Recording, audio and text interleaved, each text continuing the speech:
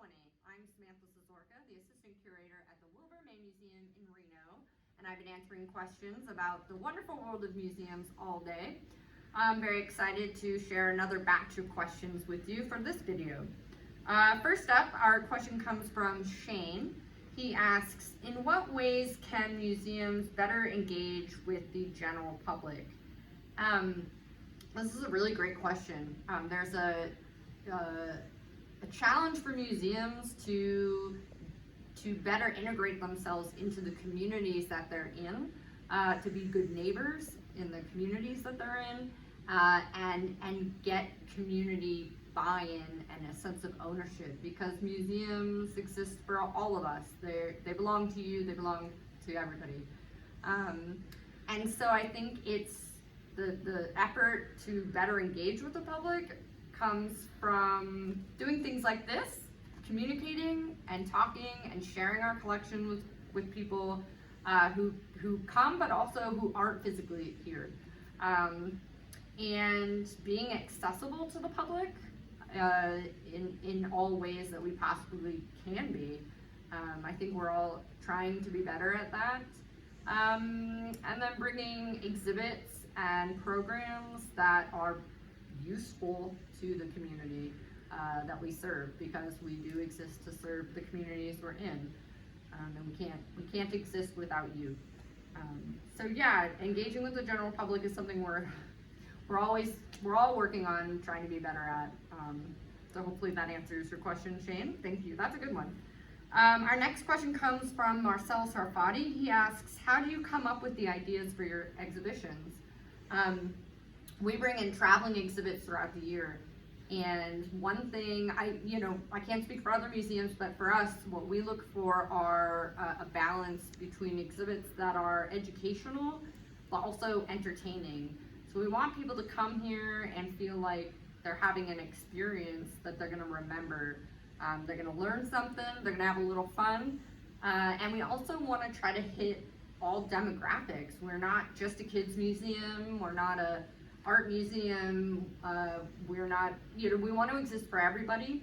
So we try to bring exhibits that really touch different types of demographics and different types of interests. We're really fortunate that we're able to explore a wide variety of topics in our exhibits: science, history, art, you name it, we can do it. And so yeah, we've had everything from snake exhibits to dinosaur exhibits to different art exhibits.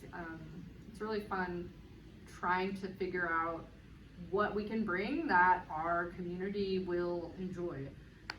So there you go. Another question is from Twitter from @Zitha, and they asked, what is the most underappreciated object in your collection? That's a tough question because there's so many artifacts, and usually I always tell people you need to spend a lot of time in here to notice everything, because there's just too much in here to see it all.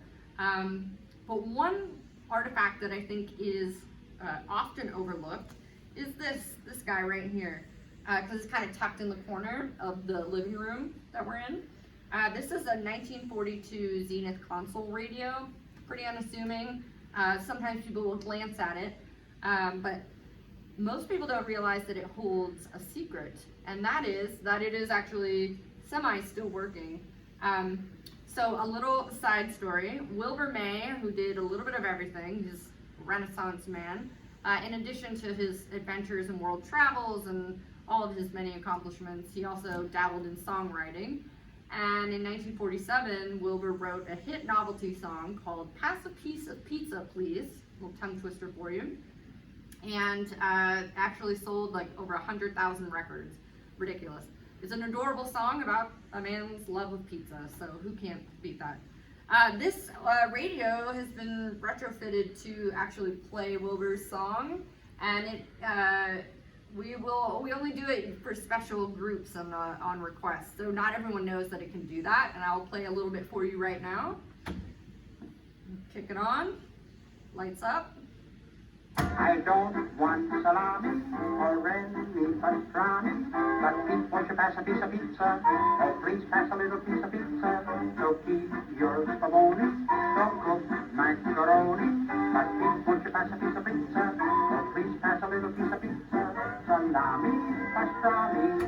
the idea. Pass the pizza, please. So next time you're in the museum, feel free to grab us and we'll play the whole song for you. And our last question comes from Jen Jacobson, and she asks, what would it take to reanimate a shrunken head? This is a very serious question, Jen. The necromancy arts are taught in museum school, but it is a closely guarded secret, so I'm afraid that is one question that we will not be able to answer.